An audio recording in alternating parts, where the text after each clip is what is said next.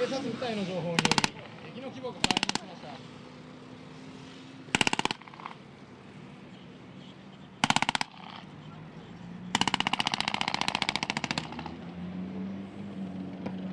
中東はこれより2発から攻撃脱出。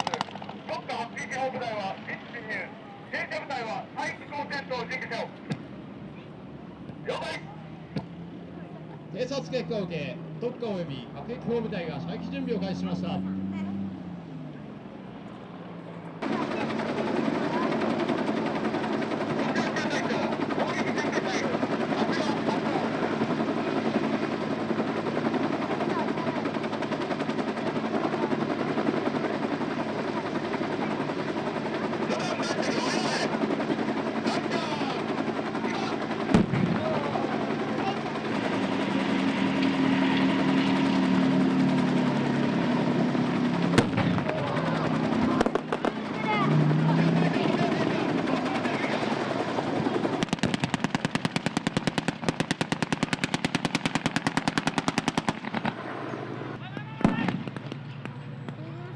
装輪装甲車から下車した引き付け隊員が変更し、射撃陣態勢を取りました。